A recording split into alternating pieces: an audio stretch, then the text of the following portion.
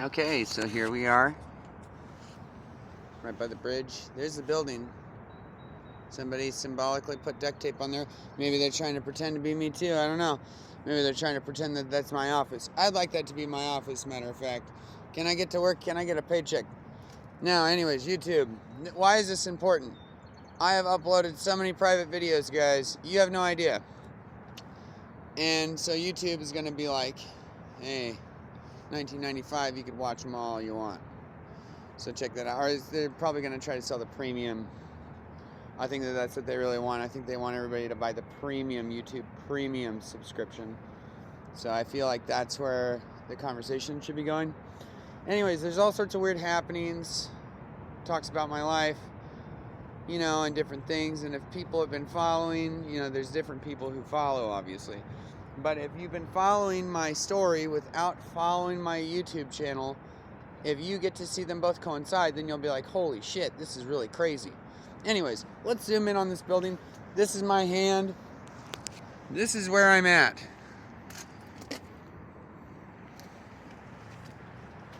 This is duct tape on a building in the middle of downtown Portland.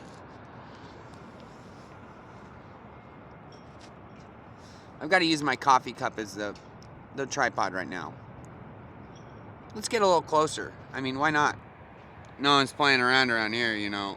There's all sorts of graffiti everywhere. Anyways, I remember when I very first skated across that. I've manualed across that a couple times on my bike. I never could nail it on a skateboard, but Loggy could nail that, and he would bust some Tony Hawk style shit coming down those handrails. I swear that Tony Hawk had like a character named Loggy that we never seen because he came out of the video game. That's a joke, because Loggy was a real person. He wasn't a computer program, you know? Like, we're not in a simulation. This is real life. Life is crazy.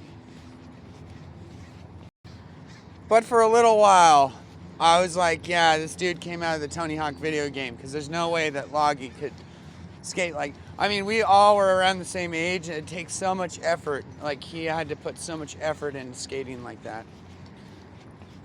I just remember I tried. I'm gonna try. Here we are. We're a little closer.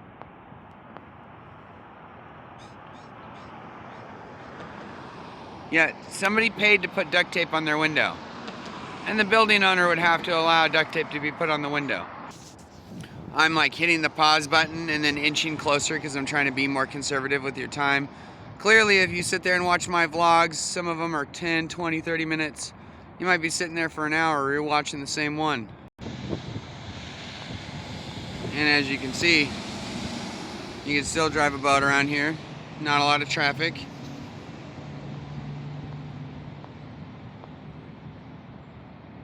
Harder to see in this light now since the sun's popping up like that.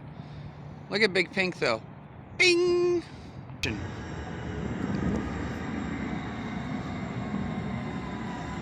mean, you can get around with this thing all day long.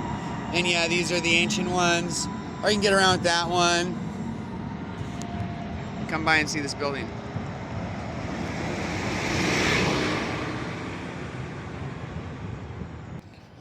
As we keep inching closer, as you can see, you got a nice backdrop of the city. Let's see, we got the all is welcome. No, we got the, hey, the tribute bus. Thank you for your service for everybody. I know I've been an asshole sometimes. Most of the people who go and fight, they believe that they're going to fight for your freedom. And that's what they truly believe in their heart, regardless of what some politician does. So try to remember that when you hear about people who fought overseas. Because most of the time, people are led to believe that this is for your freedom, and so they work hard for it. Unlike everybody else, this is completely unscripted and authentic. Well, everybody else is authentic, but this is to an extreme of authenticity because I'm completely unscripting this. Now, on the note of wars and stuff like that, we used to be the world police, and then there's jokes about that even in Hollywood with movies. Team America, world police.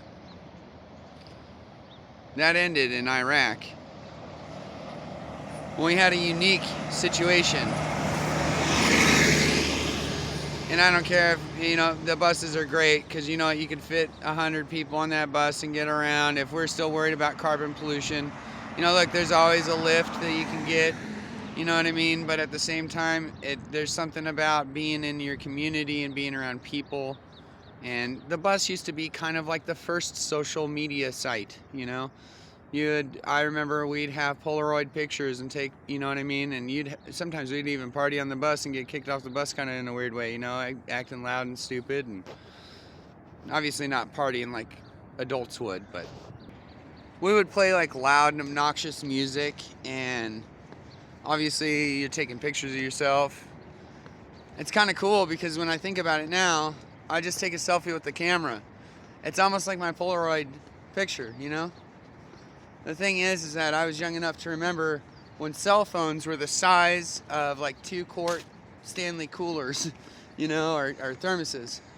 And they were just giant. And the first Sony Ericsson came out and everybody just couldn't believe it, This thing was tiny, it unfolded, and it had its own antenna that was so small it could actually fit in the palm of your hand. Just take a moment for that. My first Sony Ericsson was black and orange, and Heather's was pink and white because they made it just, they made the female version, the same phone. And it had a 2-megapixel camera, and the camera could flip around and face you. It was the first video phone that I had. It was just so spectacular, but it still wasn't an Android. It wasn't a smartphone. I will say that I had the Samsung Solstice, which wasn't a smartphone, and that phone took clear enough pictures to the point where I could send those into the auditor for the moving company so they could determine if the damage was created by us or somebody else. Not to say that the Sony Ericsson wasn't good enough. The Sony Ericsson broke, and then obviously the first micro USB came out. That was a trapezoid. So then the Solstice took that, and then that was more convenient than the 20-pin plug that kept breaking for the Ericsson. And it was a Sony Ericsson Walkman, so it had a cool graphic of a W that, with an orange on it. Orange W. And obviously Heather's was a pink one with white. I had gotten those phones when we were still through AT&T, and we were with AT&T for the longest time. I remember we even got the Pantech Duos through AT&T. It was a really good cell phone company. I mean, obviously now I just pay one flat rate for data, and I don't have to pay for AT&T Navigator and all that stuff for extra data packages like I used to, or pay per text message. But things are getting better all the time. Technology gets better all the time. That's the argument, right? But so does people. So do people. I mean, look at my window. You could see the bullet hole. I'm going to end the video off here because it's kind of sketchy to walk through here to try to film this at the same time still and get any good shots. We'll get another one of that side because there's other people. So that's 2 windows. So that's 1, 2, 3, 4, 5 floors underneath. And then there's 2 windows over here. So let's just be honest, right? You know what I mean? People know. They're and it's like, who doesn't know at this point, right? This is, clearly, and people are going to be afraid to talk, and that's cool and everything. But check this out.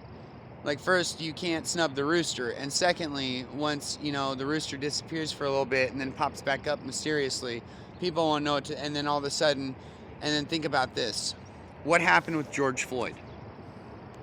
Right? That's why we need to address this in a different way. Like, these guys are addressing this in a different way. So let's as a society, let's address this a different way. Let's tell the U.S. federal government or whatever underlings or whatever happenings are happening, and say, hey, this is not the appropriate way to go about this, because trying to destabilize somebody that you just don't like because you just don't like them because they don't need you. You know what I mean? That's the American thing. You're supposed to do your own shit. You're supposed to take care of your own country. You're supposed to bring value to your own state and then help it function, right? That's what the forefathers of this country tried to write out in a document. You know, hey, you got the right to take care of yourself. You know, like no one brings that up. You know, you have the right to go take care of your own shit. You know, and then bring value here. And then if you don't, well, then, you know, obviously, you know, there's some sort of causality that needs to be fixed. Whether that's through morals, laurels, community settings, finding the reason to. What's going on now is that some people are chilling in the cut. They're getting all sorts of resources from, you know, from my good deeds, and nothing's coming to me, right? That's why I'm on the street and homeless. And that's why it's becoming more and more of a problem to try to keep a job and shit like that, because people call and then all of a sudden you get fired or something stupid happens. And you got to come up with some weird excuse like, why didn't it work out? Well, I showed up, I had a clean shower, I was shaving. You know what I mean? Like, there's no reason for that unless there's somebody who just doesn't want you to work, right? And if they don't want you to work, there's a reason why they don't want you to work. Because they know you can't afford rent. Because then they know you can't afford food. Because then all of a sudden you disappear, right? Because then when you do shit that warrants, obviously, there's more things that I've done than just stop one bullet coming through my fucking window, right? You know what I mean? They show you shit like Carrie, and Carrie's throwing CDs at people and shit like that. And man, it's just that's just what Hollywood does. And there's no tumor. They could say that there's a tumor. There's no tumor. That's why they took my shit away. That's why they took my epic imaging shit away. But here's the thing, is that there's nobody who hasn't already seen that, right? Because there's slicksters who turned around and hacked my fucking computer when I still had a CD drive. And they copied that entire fucking disc. And it's only 1 or 2 gigs. Like, seriously. You know what I mean? And if they want, you know, it's not about stealing my identity. It's about seeing what the fuck is going on with the brain.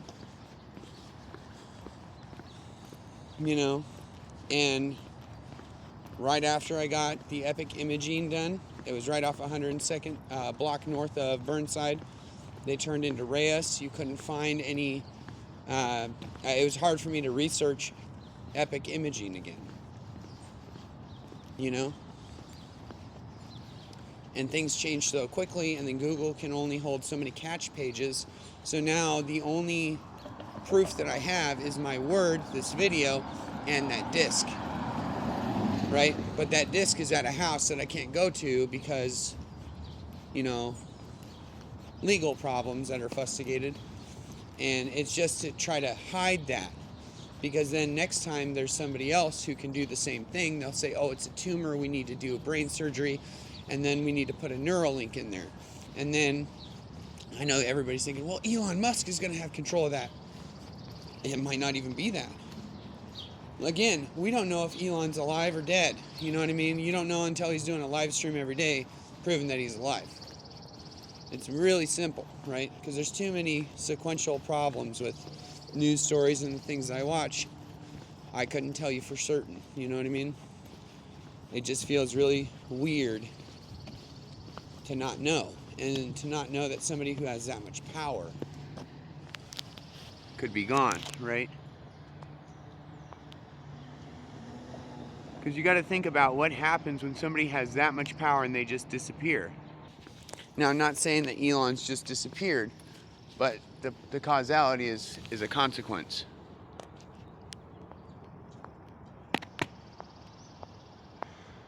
And you can tell Hollywood's plotted some of that shit out with that movie Upgrade. What a good billboard right now. Change is long overdue. Here's the other side. See that right there? Bloop. Because you totally just, on random windows as a developer, you just put duct tape on there. And you just leave it there for years, right?